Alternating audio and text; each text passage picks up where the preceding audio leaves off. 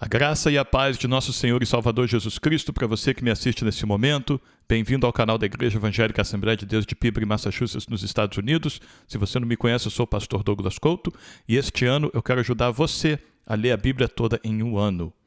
Ontem nós começamos o livro de 1 Samuel. Nós lemos os capítulos 1 e 2 de 1 Samuel. Hoje nós vamos ler 5 capítulos do livro de Samuel. Capítulos 3, 4, 5, 6 e o capítulo 7. Alguns desses capítulos são curtos, alguns são bem fáceis de entender, então acredito que a nossa leitura não vai ser tão extensa como pode parecer, por incluir 5 capítulos hoje. Mas estes são os capítulos que nós vamos ler hoje. Antes de nós irmos à nossa leitura, deixa eu te lembrar de dar um like no vídeo, deixar um comentário, se inscrever no canal, acionar o sininho se você ainda não fez isso, e compartilhar este vídeo nos seus grupos de WhatsApp, nas redes sociais, para que mais pessoas possam vir a ler a palavra do Senhor conosco. Eu conto com a sua ajuda para nós alcançarmos mais pessoas, tá bom? Com isso, vamos então à nossa leitura de hoje. Hoje é 27 de março. Deus chama Samuel.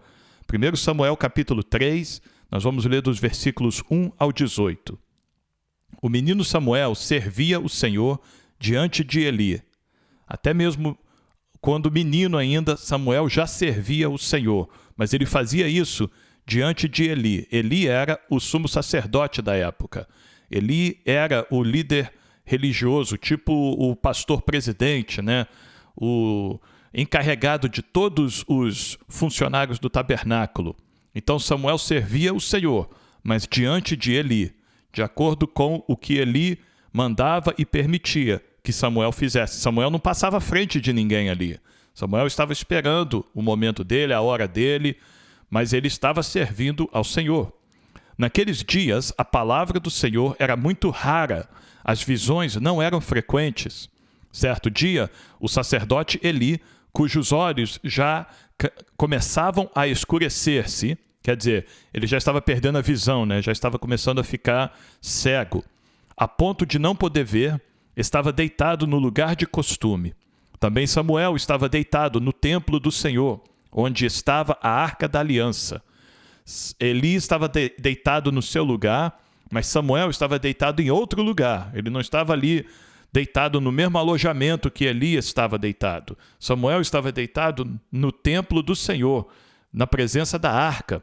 Samuel, até na hora que ele ia descansar, deitar para dormir, ele fazia isso no templo do Senhor. Quer dizer, é o desejo deste menino, deste jovem, deste adolescente, provavelmente aqui, de sempre estar na presença do Senhor. Até nos momentos que ele ia deitar para descansar, ele queria fazer isso na presença do Senhor. Antes que a lâmpada de Deus se apagasse, isto quer dizer que o Senhor aparece para Samuel, ou o Senhor chama Samuel durante a noite. A lâmpada do Senhor era acesa, ao pôr do sol, e tinha que manter a lâmpada, aquele candelabro, com as 7 hastes, tinha que manter aquele candelabro aceso a noite toda.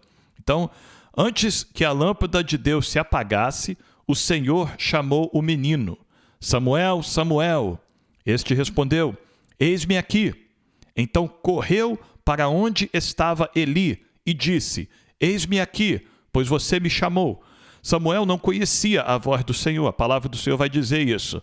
Então, quando ele ouviu alguém chamar ele, aquela voz chamar ele, ele achou que era Eli, o seu supervisor ali, o sumo sacerdote.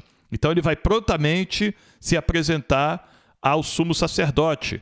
Eis-me aqui, o Senhor me chamou, o que o Senhor precisa? Como posso lhe ajudar? Mas Eli respondeu, eu não chamei você, vá deitar. Ele se deitou, ele foi e se deitou. O Senhor tornou a chamar, Samuel. Este se levantou, foi até Eli e disse, eis-me aqui, pois você me chamou. Mas Eli respondeu, meu filho, eu não chamei você, vá deitar. Porém Samuel ainda não conhecia o Senhor, e a palavra do Senhor ainda não havia sido manifestada a ele. Samuel ele está aqui no início da sua caminhada com o Senhor, com Deus. Ele não conhece ainda, Deus não se revelou ainda a Samuel.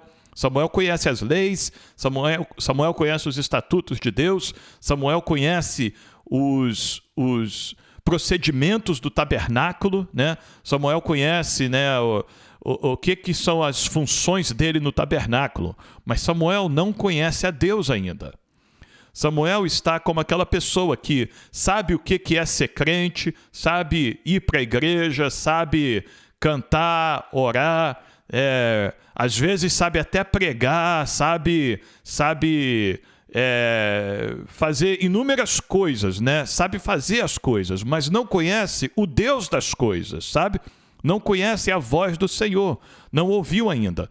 Não é porque Samuel está em pecado, não é porque Samuel está cometendo coisas erradas, não. É porque Samuel não conheceu o Senhor ainda, Deus não se revelou ainda a Samuel.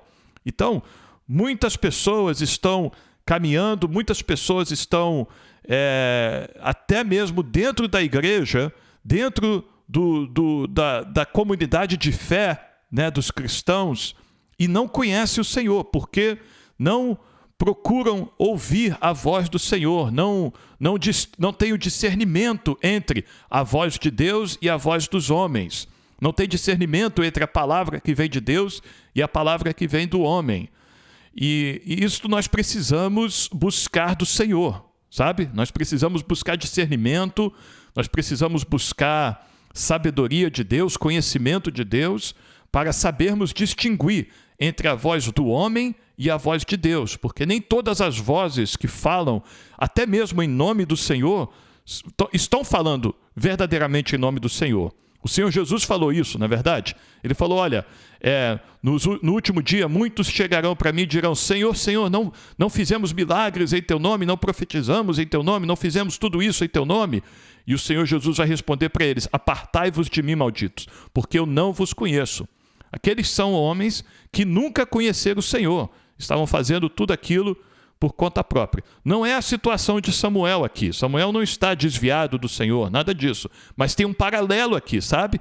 Entre aqueles que conhecem, sabem distinguir entre a voz do bom pastor, a voz do Senhor, e a voz do homem. Samuel ainda não sabe distinguir. Mas este sumo sacerdote, Eli vai ajudá-lo.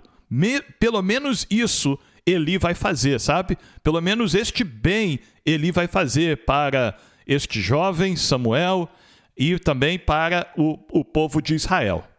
Então, vamos continuar aqui no versículo 8. E o Senhor chamou Samuel pela terceira vez. Ele se levantou, foi até Eli e disse, eis-me aqui, pois você me chamou. Então Eli entendeu que era o Senhor quem chamava o menino. Por isso Eli disse a Samuel, vá deitar. Se alguém chamar, diga, fala, Senhor, porque o teu servo ouve. E como nós temos dito, né? Todas as vezes que nós vemos a palavra Senhor em letras maiúsculas, é referência, é uma substituição ao nome de Deus, Jeová. Então, Eli está dizendo para Samuel, quando você ouvir esta voz te chamar de novo, Samuel, responda assim, fala, Jeová, porque o teu servo ouve. É uma instrução perfeita que Eli dá a Samuel.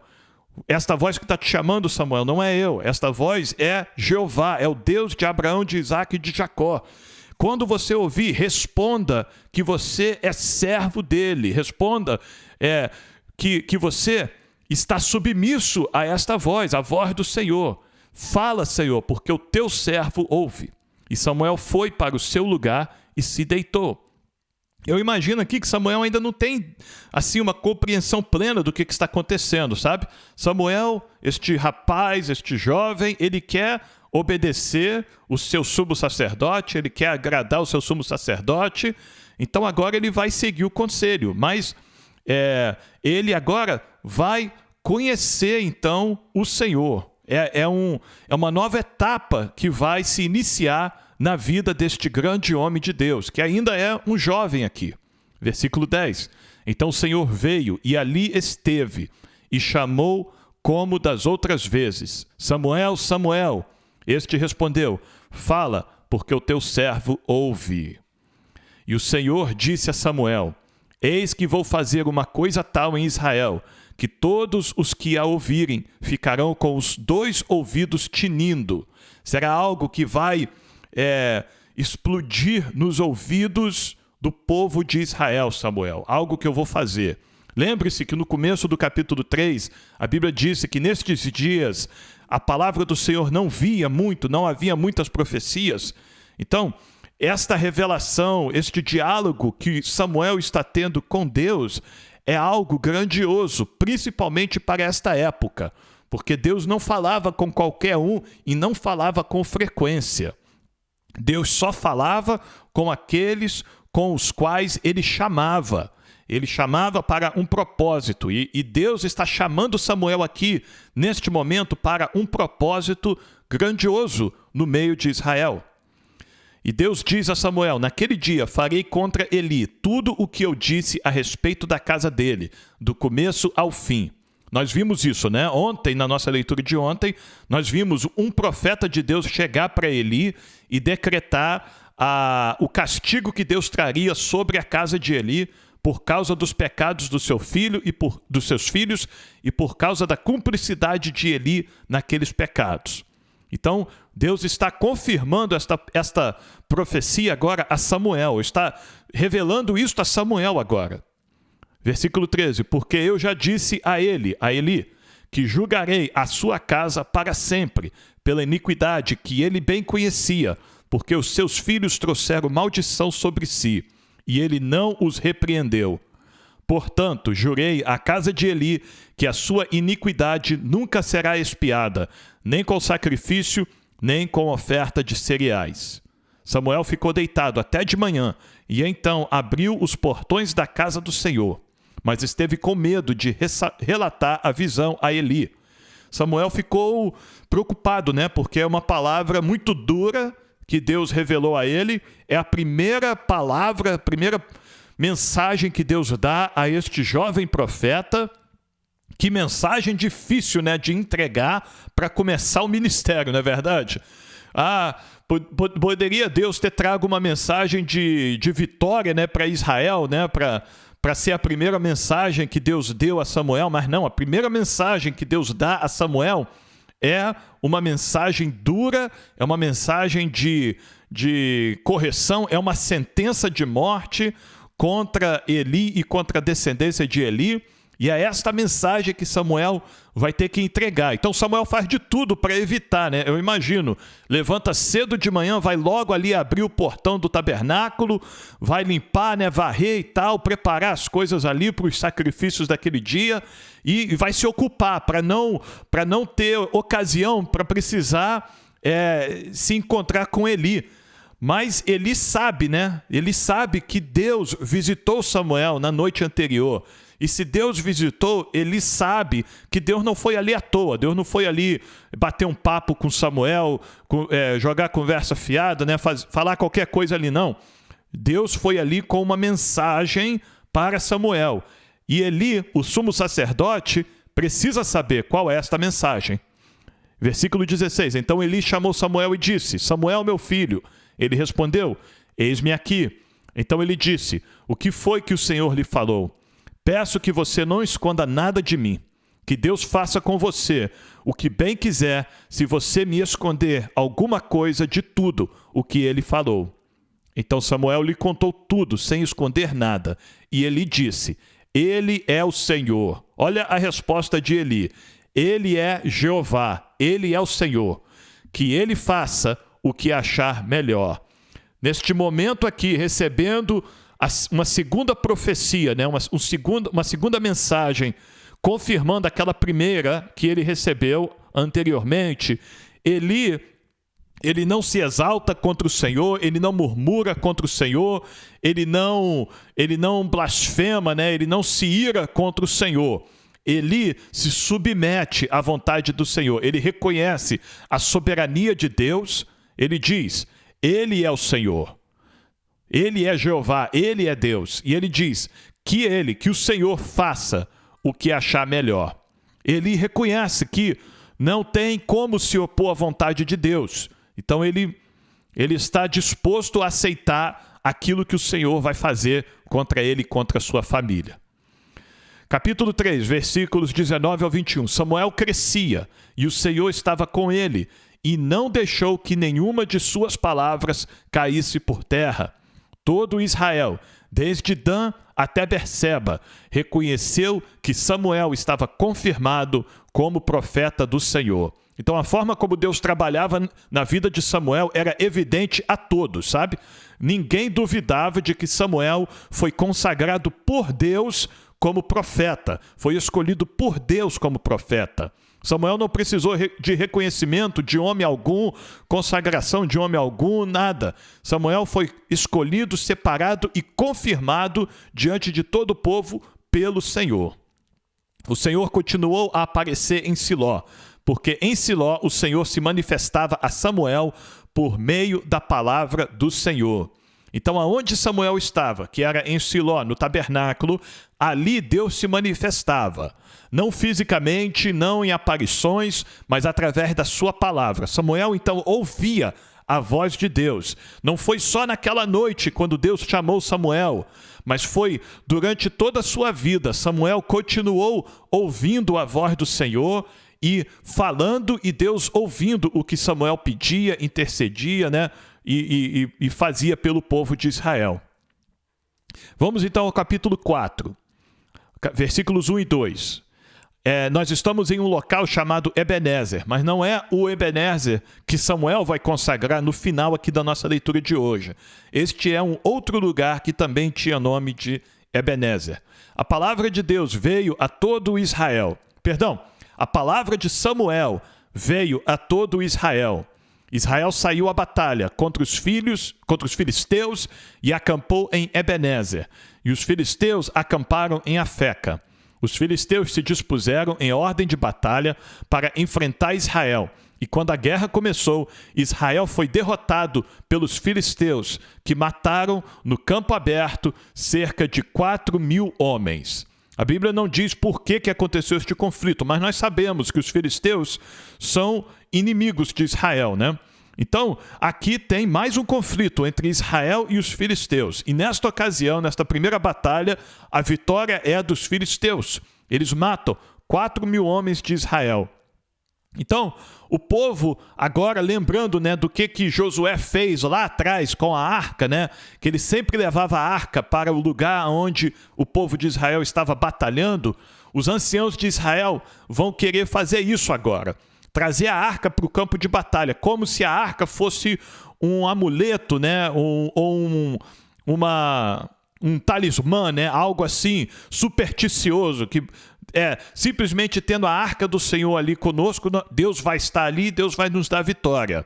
Mas nós vamos ver que Deus, ele não é um amuleto, um talismã, algo assim que vai te dar sorte, não. Deus é Deus. Então, Deus vai estar aonde tiver temor ao nome do Senhor, aonde tiver santidade perante o Senhor. E nós vamos ver que no meio deste povo aqui, deste exército de Israel, tinha pecados. Nós vamos ver isso.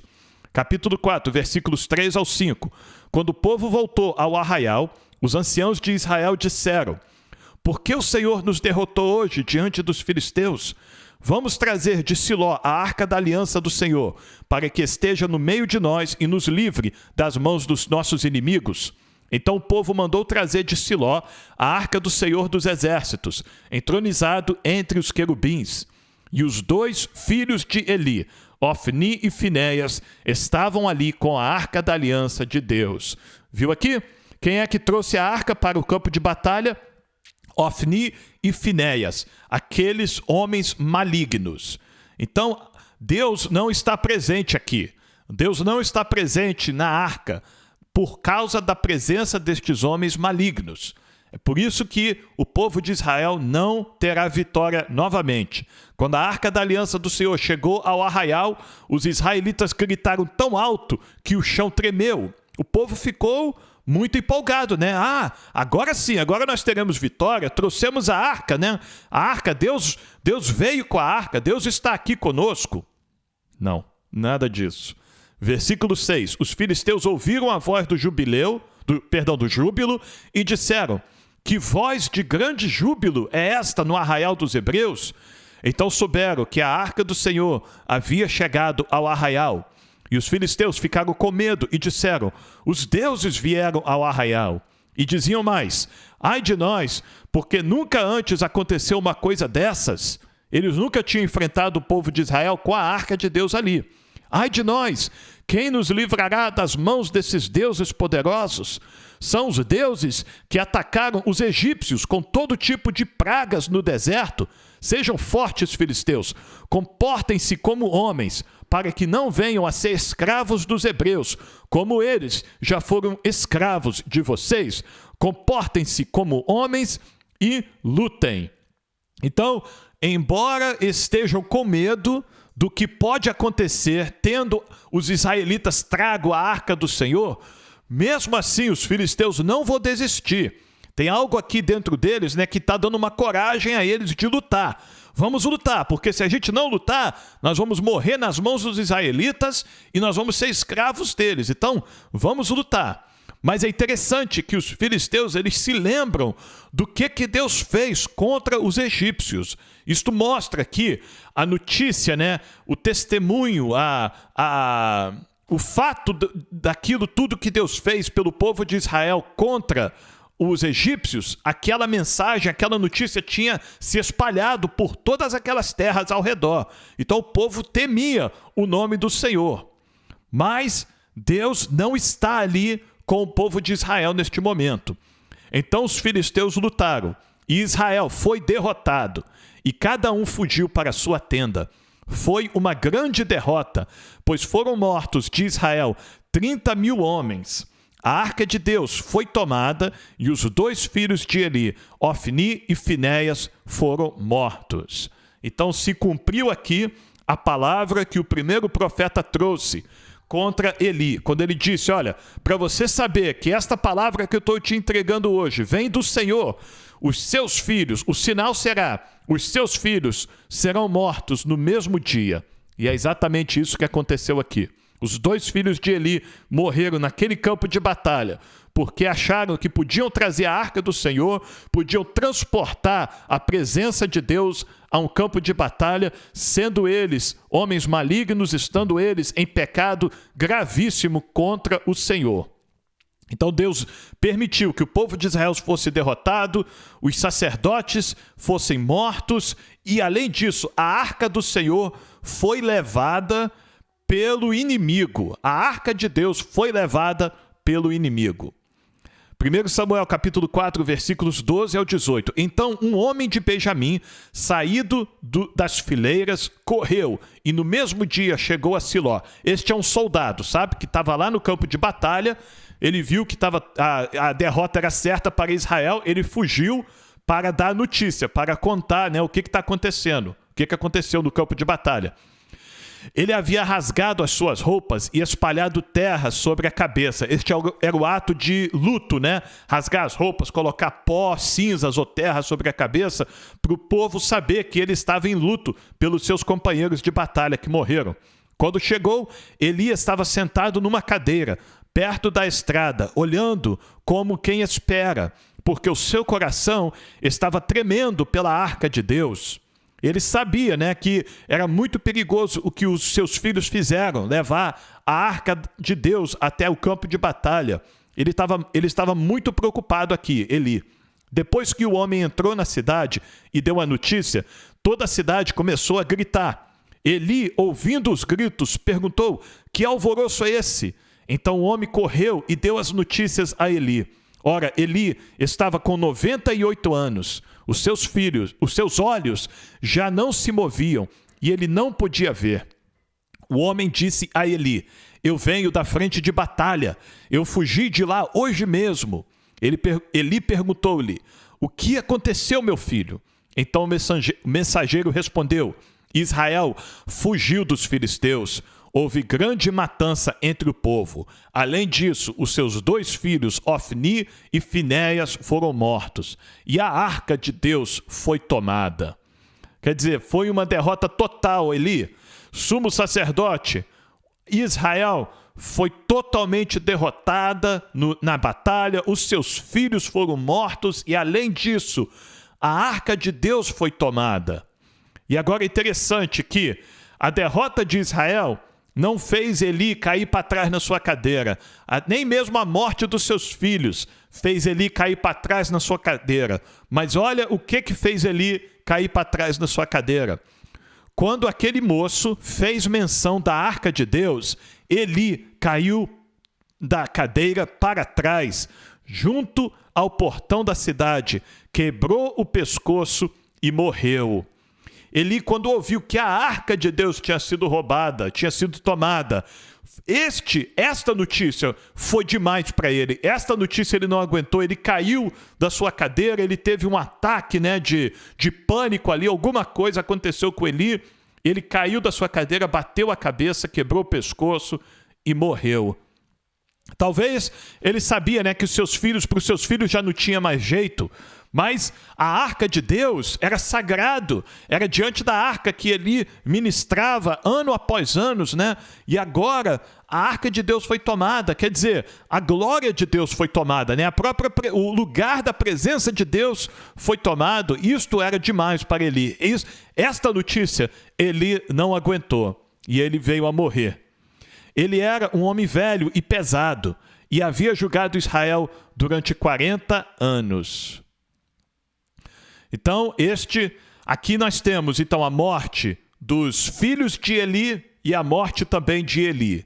Neste momento, o sumo sacerdote e os seus filhos que haveriam de assumir o lugar dele, estão todos 3 mortos. Então vamos agora ao versículo 19, 1 Samuel 4, 19 ao 22. A nora de Eli, a mulher de Finéias, estava grávida e próxima do parto, quando ela ouviu estas notícias de que a arca de Deus havia sido tomada e de que seu sogro e seu marido tinham morrido, encurvou-se e deu à luz. Ela teve um parto prematuro aqui. O susto foi tão grande, Esta notícia foi tão desastrosa para ela que causou ela de entrar em parto, e ela teve um parto prematuro, porque as dores lhe sobrevieram. Quando ela estava morrendo, e além disso, além de um parto prematuro, ela vai morrer durante este parto. Este parto prematuro vai matar esta mãe. E quando ela estava morrendo, as mulheres que a ajudavam disseram: não tema, porque você teve um filho, Não tema, não desfaleça, Você teve um filho, Deus te deu um filho, homem. Ela, porém, não respondeu, nem fez caso disso, mas deu ao menino o nome de Icabô, dizendo: foi-se a glória de Israel. É exatamente isso que significa a palavra Icabô. Em hebraico, significa a glória foi-se embora, afastou-se a glória saiu. É isso que significa a palavra Icabô. Então, este menino nasce neste momento de dor, neste momento de derrota, de desastre, de tragédia, e aí a sua mãe coloca o nome neste menino de Icabô. Foi-se a glória de Israel. Ela disse isto porque a arca de Deus havia sido tomada e por causa de seu sogro e de seu marido. E falou mais: foi-se a glória de Israel, pois a arca de Deus foi tomada. É um momento trágico aqui na história de Israel. Vamos então a 1 Samuel, capítulo 5, versículos 1 ao 12. Estamos agora no território dos filisteus. Os filisteus tomaram a arca de Deus e a levaram de Ebenezer a Asdod. Asdod era uma das cidades principais, se não a capital do reino dos filisteus. Os filisteus tomaram a arca de Deus e a colocaram no templo de Dagon, ao lado da imagem de Dagon. Dagon era o deus nacional dos filisteus. Era o deus pagão, que eles adoravam. Quando os moradores de Asdod se levantaram de madrugada no dia seguinte, eis que Dagon estava caído, com o rosto em terra, diante da arca do Senhor. Então, durante aquela primeira noite em que a arca do Senhor esteve dentro do templo de Dagon, Deus derrubou a estátua de Dagon e fez com que a estátua de Dagon ficasse de rosto prostrado ao chão diante da arca do Senhor. Este é um símbolo, Deus fez isso como que humilhando, este ídolo, este falso Deus. Deus fez isso mostrando que só Ele, só o Senhor é Deus verdadeiro. E este Dagon, esta imagem, é um falso Deus. É um Deus falso que não pode se opor contra o Deus de Israel. Eles, o povo, pegaram a imagem de Dagon e a puseram de volta no seu lugar. O povo achou que foi um acidente, né? Talvez um vento derrubou a estátua, talvez houve um terremoto ali pequeno que ninguém sentiu de madrugada, mas foi o suficiente para derrubar aquela estátua. Então o povo foi lá e levantou de novo a estátua deles, né? Levantando-se de madrugada no dia seguinte, pela manhã, eis que Dagon estava caído de bruços diante da arca do Senhor. Então, novamente, Dagon, Deus derrubou a estátua de Dagon durante aquela noite de novo, de bruço perante a arca do Senhor. Só que desta vez, a cabeça, diz a palavra do Senhor aqui, a cabeça de Dagon e as duas mãos estavam cortadas e se encontravam na soleira da porta. Apenas o tronco dele estava inteiro. Então, desta vez, Deus, para mostrar que ele era o verdadeiro Deus e que Dagon era somente uma estátua, né, um falso Deus, Deus agora ele corta a cabeça desta imagem, demonstrando que tirou a vida, né, derrotou, né, cortou a cabeça fora e cortou os braços também, as forças, né, os braços que seria as mãos que Dagon usaria para abençoar ou amaldiçoar. Deus também derrota Dagon desta forma também e coloca tudo isso lá na porta, afasta da arca do Senhor, né? Fica só o toco, só o corpo desta imagem ali prostrada perante o Senhor. Isto foi algo sobrenatural que Deus fez para demonstrar o seu poder, a sua soberania sobre este falso Deus. Por isso, os sacerdotes de Dagon e todos os que entram no seu templo em Asdod não pisam na soleira da porta, até o dia de hoje. Então, o povo, os filisteus, usaram este acontecimento para consagrar a soleira, né, aquele granito ali da porta do templo deles, porque uma parte do corpo de Dagon tocou ali. Claro que isto era significante somente para os filisteus, né? Porque aquela estátua não tinha nenhuma significância verdadeira. Aquela estátua representava demônios. Então, não tinha nada santo naquela estátua, não tinha nada que aquela estátua tocasse que ficasse santo. Na verdade, qualquer coisa que aquela estátua tocasse se tornaria imundo, né? Porque aquela estátua era um objeto de idolatria, um objeto pagão. Mas para os filisteus, aquilo era santo. Versículo 6. Porém a mão do Senhor castigou duramente os moradores de Asdod, e os assolou e os feriu com tumores, tanto em Asdod como nos seus arredores. Então agora Deus executou juízo contra a imagem de escultura dentro do templo pagão, né? Agora Deus vai executar juízo contra os moradores desta cidade que adoravam aquela estátua. Deus vai então começar a castigar o povo filisteu. Quando os homens de Asdod viram o que estava acontecendo, disseram: a arca do Deus de Israel não deve ficar entre nós, pois a sua mão é dura sobre nós e sobre Dagon, nosso Deus. Então enviaram mensageiros e reuniram todos os governantes dos filisteus e perguntaram: que faremos com a arca do Deus de Israel? Eles responderam: que a arca do Deus de Israel seja levada até Gate e depois de cidade em cidade. E a levaram até Gate. Depois que a levaram, a mão do Senhor foi contra aquela cidade, causando grande terror, pois feriu os homens daquela cidade, desde o pequeno até o grande, e lhes nasceram tumores. Então enviaram a arca de Deus a Ecrom, mas quando a arca chegou lá, os ecronitas exclamaram: trouxeram a arca do Deus de Israel até aqui para matar a nós e a nosso povo. Então enviaram mensageiros e reuniram todos os governantes dos filisteus e disseram: devolvam a arca do Deus de Israel, que ela volte ao seu lugar, para que não mate nem a nós, nem ao nosso povo. Então, os filisteus, né, para verificar se realmente era a arca de Deus que estava causando aquele estrago naquela primeira cidade, eles foram transportando ela de cidade em cidade, né? Leva ela para aquela cidade ali, vamos ver o que acontece. Quando a arca chegava ali, pragas, né, tumores, castigo sobre o povo. Ok, Pode ser uma coincidência, leva para outra cidade. Chegava na outra cidade dos filisteus, a mesma coisa. Em todas as cidades que eles colocavam a arca do Senhor, o povo era castigado, o povo filisteu era castigado pelo Senhor.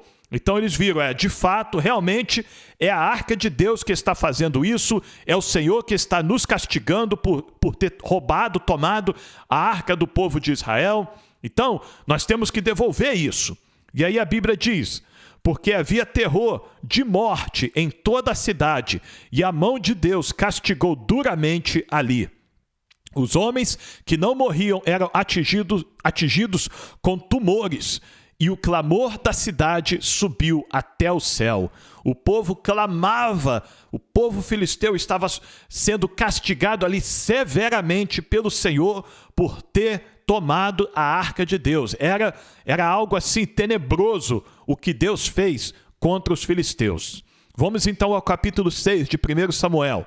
A arca do Senhor esteve 7 meses na terra dos filisteus. Estes chamaram os sacerdotes e os adivinhos e perguntaram: que faremos com a arca do Senhor? Digam-nos como a devolveremos para o seu lugar. Eles responderam: se devolverem a arca do Deus de Israel, não a mandem vazia, mas enviem também a ele uma oferta pela culpa. Então vocês serão curados e saberão por que a mão dele continua pesando sobre vocês. Esses adivinhos, eles estavam bem instruídos, não é verdade? Estavam sabendo bem das coisas, né? De fato, se ele se livrasse da arca do Senhor, devolvesse ao povo de Israel, Deus iria parar de castigar os filisteus com esses tumores, com essas pragas. Então os filisteus perguntaram: que oferta pela culpa devemos mandar? Os sacerdotes e adivinhos responderam: mandem 5 tumores de ouro e 5 ratos de ouro, segundo o número dos governantes dos filisteus, porque a praga é uma e a mesma sobre todos vocês e sobre todos os seus governantes. O conselho aqui é fazer imagens dos tumores e dos ratos. Muitos intérpretes da palavra do Senhor sugerem que esta praga era exatamente a praga bubônica, sabe? Aquela praga que se alastrou na Europa, né? Alguns séculos atrás. É exatamente isto que Deus alastrou ali no povo filisteu, através dos ratos. Os ratos transmitiam essa doença, mordiam as pessoas, né? Ou contaminavam as coisas que as pessoas iam tocar, comer e tal. E aí as pessoas ficavam doentes, ficavam com esses tumores, essa praga. Então, o conselho dos sábios filisteus é fazer imagens, né? Para que o povo de Israel saiba o que Deus fez ali. Aquilo vai servir como testemunho do que o Deus de Israel fez contra os filisteus. Façam imitações dos tumores e dos ratos que andam destruindo a terra e deem glória ao Deus de Israel. Assim, ele talvez alivie a sua mão de cima de vocês e do Deus e da terra de vocês. Porque vocês endureceriam o coração como os egípcios e Faraó fizeram? Não é verdade que depois que Deus os maltratou, eles deixaram os israelitas sair e eles foram embora? Então os adivinhos estão dizendo: não adianta a gente se opor contra o Deus de Israel, não adianta a gente endurecer o nosso coração. Assim como o Deus de Israel derrotou os egípcios, ele vai nos derrotar também. E a gente vai ter que devolver essa arca. Então é melhor a gente fazer isso agora, antes que as coisas piorem para nós. Agora, pois, façam um carro novo. Arranjem 2 vacas com crias, sobre as quais nunca foi colocado jugo, e amarrem as 2 ao carro. Quanto aos bezerros, levem-nos para casa. Tem um mistério muito interessante aqui, sabe? Eles estão escolhendo 2 vacas que deu cria, né? Essas vacas estão amamentando. O instinto natural destas vacas é cuidar dos seus bezerros, é ficar com os seus bezerros, né? Mas as vacas vão ser separadas dos seus bezerros. Então, eles vão fazer uma prova aqui. Se Deus estiver guiando, se Deus estiver neste negócio, se o Deus de Israel estiver agindo sobrenaturalmente, estas vacas que têm o instinto de amamentar os seus bezerros, estas vacas vão agir contra o seu instinto e vão seguir a viagem e vão levar a arca do Senhor de volta. E é exatamente isso que Deus vai fazer. Deus vai trabalhar sobrenaturalmente na mente destas vacas, né? E vai fazer elas seguir o caminho. Então, eles dizem, né? Então peguem a arca do Senhor e a ponham sobre o carro. E num cofre, ao lado dela, ponham as figuras de ouro que vocês vão lhe enviar como oferta pela culpa. Depois, deixem o carro ir. Fiquem observando. Se ele subir pelo caminho de Bet-Semes, Bet-Semes era a cidade israelita mais próxima dos filisteus. Seria a primeira cidade que estas vacas entrariam, se elas de fato seguissem o caminho para a cidade do povo de Israel. Então eles dizem, se ele subir, se o carro, né, subir pelo caminho de Bet-Semes, que leva a seu território, então foi o Deus de Israel que nos fez este grande mal. Mas se não, saberemos que não foi a sua mão que nos atingiu e que isso nos aconteceu por acaso. Então eles estão falando, olha, se as vacas que estão puxando o carro, né, da arca do Senhor e o carro dessas ofertas que estamos mandando, se elas seguirem o caminho para o território de Israel e não voltarem para os seus bezerros, é porque Deus está guiando elas e foi de fato o Deus de Israel que fez este mal todo contra nós. Os homens fizeram isso, pegaram 2 vacas com crias e as amarraram ao carro e encerraram os seus bezerros em casa. Puseram a arca do Senhor sobre o carro, junto com o cofre que continha os ratos de ouro e as imitações dos tumores. As vacas se encaminharam diretamente para Bet-Semes e andando e berrando, quer dizer, elas estavam berrando, né? Provavelmente de angústia por ter deixado os seus bezerros para trás, né? Elas estavam indo contra a sua vontade, mas Deus estava guiando, empurrando, né? Puxando aquelas vacas. Elas iam andando e berrando, seguiam sempre por esse mesmo caminho, sem se desviarem nem para a direita, nem para a esquerda. Até estas vacas estavam seguindo o caminho do Senhor, né? Não se desviavam nem para a esquerda, nem para a direita. Às vezes, irmãos, nós somos mais falhos do que as vacas, não é verdade? Tem vaca que segue mais a Deus. Estas vacas aqui estavam seguindo mais os caminhos de Deus do que muitas pessoas hoje estão seguindo, não é? Nós precisamos ser obedientes a Deus como estas vacas foram, né? Nem que seja gemendo, né? Rugindo, né? Sofrendo, mas precisamos ficar no caminho do Senhor. Não se desviar nem para a esquerda, nem para a direita. Os governantes dos filisteus foram atrás delas até a fronteira com Bet-Semes. Então, aqueles homens que colocaram essas vacas no caminho, eles seguiram de longe, né? Para ver para onde que as vacas iam. Eles não atravessaram, eles não foram atacar Israel, mas eles foram de longe olhando, né? Para ver, para monitorar o progresso destas vacas. Versículo 13. 1 Samuel capítulo 6, versículo 13. O povo de Bet-Semes andava fazendo a colheita do trigo no vale. Quando levantaram os olhos, viram a arca e ficaram muito contentes. O carro veio até o campo de Josué, o Bet-Semita, e parou ali, onde havia uma grande pedra. Eles cortaram a madeira do carro em pedaços e ofereceram as vacas ao Senhor em holocausto. Os levitas desceram a arca do Senhor e também o cofre que estava junto a ela, em que estavam os objetos de ouro, e os puseram sobre a grande pedra. No mesmo dia, os homens de Bet-Semes ofereceram holocaustos e sacrifícios ao Senhor. Então a arca tinha voltado a Israel. O povo, portanto, poderia oferecer sacrifícios ao Senhor novamente, ali, na presença da arca. Os 5 governantes dos filisteus viram aquilo e voltaram para Ecrom no mesmo dia.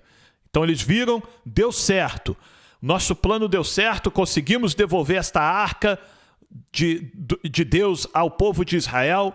Vamos voltar para casa, vamos deixar isso para lá por enquanto. Não vamos arrumar mais conflito com Israel por enquanto. Então, tá tudo bem aqui. Só que Estes são os tumores de ouro que os filisteus enviaram ao Senhor como oferta pela culpa. Um tumor por Asdod, outro por Gaza, outro por Asquelon, outro por Gate e outro por Ecrom.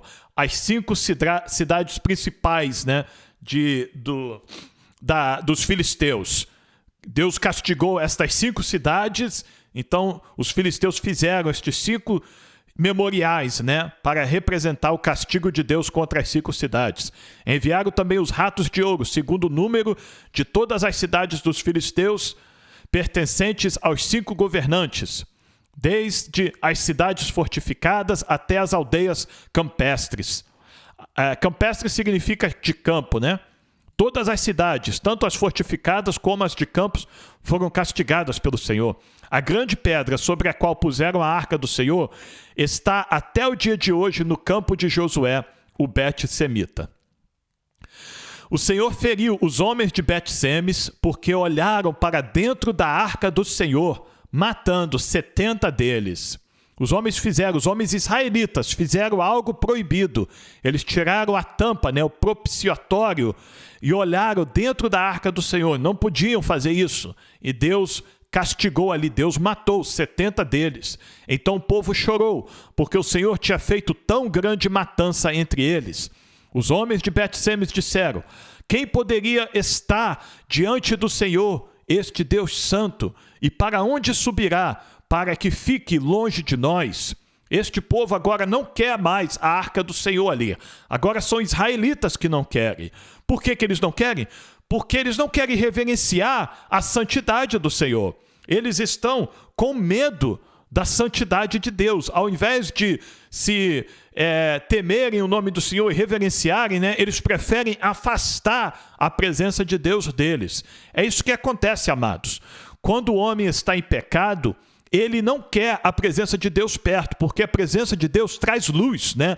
A palavra de Deus, ela traz luz, ela esclarece na escuridão, ela ilumina na escuridão e ela revela os nossos pecados, os nossos erros, as nossas falhas, quão indigno nós somos da presença de Deus. E aí nós queremos nos afastar. Mas, se nós nos humilharmos perante o Senhor e reverenciarmos a santidade de Deus, Ele não vai nos matar. Pelo contrário, Ele vai usar de misericórdia para com nós. Era só isso que estes homens precisavam fazer: reverenciar a santidade de Deus e não olhar ali, não fazer algo que era proibido eles fazerem. E como eles fizeram, eles agora acham que precisam afastar deles a presença de Deus. Então enviaram mensageiros aos moradores de Kiriat Jearim, dizendo: os filisteus devolveram a arca do Senhor, venham até aqui e levem a arca com vocês. Então os homens de Kiriat Jearim vieram e levaram a arca do Senhor à casa de Abinadab, que ficava na colina, e consagraram Eleazar, filho de Abinadab, para que guardasse a arca do Senhor. Vamos agora ao capítulo 7, dos versículos 2 ao 6. Estamos em Kiriat Jearim. Desde aquele dia, a arca ficou em Kiriat Jearim, e tantos dias se passaram que chegaram a 20 anos. 20 anos a arca do Senhor ficou fora do tabernáculo. Muitos estudiosos da palavra do Senhor, intérpretes da palavra do Senhor, entendem ou deduzem que quando os filisteus tomaram a arca do Senhor, eles também destruíram o tabernáculo. E é por isso que não tinha aonde levar a arca do Senhor. Não podia ser levada de volta a Siló, porque o tabernáculo do Senhor foi destruído em Siló. Então a arca ficou neste lugar, Kiriat Jearim, na casa deste homem chamado Abinadab. Ficou ali 20 anos.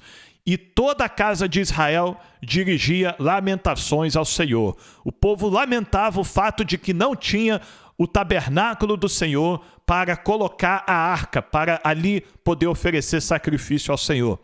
Samuel falou a toda a casa de Israel, dizendo: se é de todo o coração que vocês estão voltando ao Senhor, então tire do meio de vocês os deuses estranhos e os astarotes. Preparem o coração ao Senhor e sirvam somente a Ele.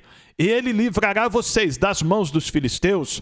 Então os filhos de Israel tiraram de seu meio os Baalins e os Astarotes e serviram só ao Senhor. Você vai lembrar que algumas leituras atrás, um dos juízes, se eu não me engano foi Gideão, né? Falou com o povo, olha, tire esses falsos deuses do meio de vocês, né? Para Deus abençoar vocês.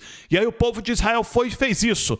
Mas agora, nos dias de Samuel, novamente o povo de Israel tem ídolos no meio deles, tem estátuas, tem ídolos, tem falsos deuses no meio deles. E novamente, o homem de Deus tem que mandar o povo de Israel tirar esses falsos deuses. É a realidade do homem, não é verdade, irmãos? Que nós temos essa tendência a voltar ao pecado, né? A voltar às nossas fraquezas. Por isso que nós temos que estar sempre nos caminhos do Senhor, na palavra de Deus, em oração, buscando em Deus a força, né? Para tirar das nossas vidas sempre estas desejos da carne, estas práticas mundanas que nos afasta de Deus. E Samuel está aqui necessitando agora ordenar que o povo tire de novo falsos deuses do meio de Israel, porque o povo voltou a adorar falsos deuses. Samuel disse mais, congreguem todo o Israel em Mispa, e eu vou orar por vocês ao Senhor. Congreguem-se em Mispa, congregaram-se em Mispa, tiraram água e a derramaram diante do Senhor. Este era um ato, né, de oferta ao Senhor, derramar água. Nós não vimos isto ainda, mas aparentemente era uma prática do povo, um ato assim de cultuar ao Senhor, né, derramar água diante do Senhor. E jejuaram aquele dia e ali disseram, pecamos contra o Senhor. Então, através do ministério de Samuel, o povo veio a se arrepender e confessar os seus pecados a Deus e tirar do meio deles estes Balaíns, estes falsos deuses. Este foi um dos primeiros atos do ministério de Samuel, trazer o povo de volta ao arrependimento, trazer o povo de volta à presença do Senhor. E Samuel julgou os filhos de Israel em Mispa. Israel derrota filisteus. Então agora, sob a liderança de Israel, com aqueles homens, aqueles sacerdotes malignos mortos e com Samuel tomando a frente, né, liderando o povo de Israel agora vai ter vitória. 1 Samuel capítulo 7, versículos 7 ao 14. Estamos agora em Mispa. Quando os filisteus ouviram que os filhos de Israel estavam congregados em Mispa, os governantes dos filisteus saíram para atacá-los. Quando os filhos de Israel ouviram isso, tiveram medo dos filisteus. Então os filhos de Israel disseram a Samuel, não cesse de clamar ao Senhor nosso Deus por nós, para que ele nos livre das mãos dos filisteus. Então Samuel pegou um cordeiro que ainda mamava e o sacrificou em holocausto ao Senhor. Samuel clamou ao Senhor por Israel, e o Senhor lhe respondeu.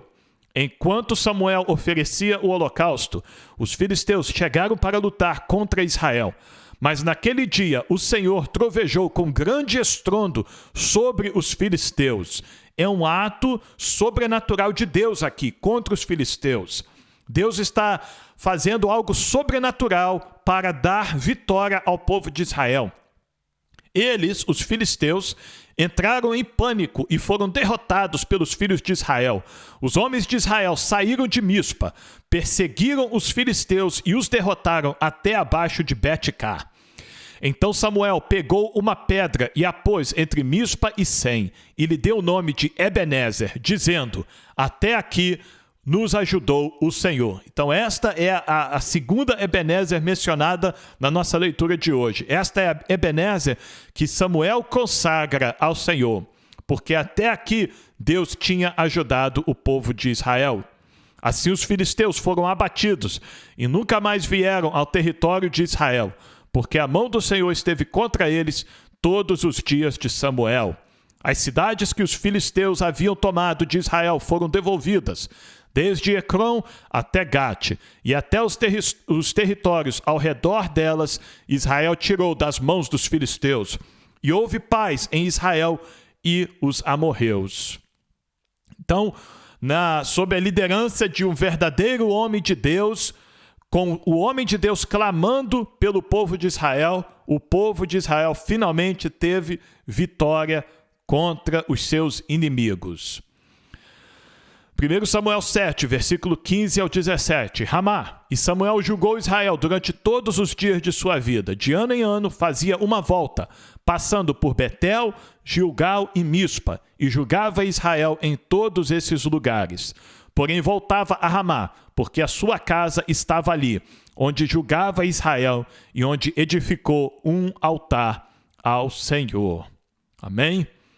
Louvado seja o Senhor pela sua palavra. Então nós vemos aqui que transformação que este homem de Deus trouxe, né? E está trazendo à nação de Israel. Samuel fez uma grande obra para o Senhor e para a nação de Israel. E como nós vimos, né? Quando o homem de Deus intercede pelo povo, aí sim o povo tem vitória. Por isso que eu e você podemos regozijar neste dia, amados.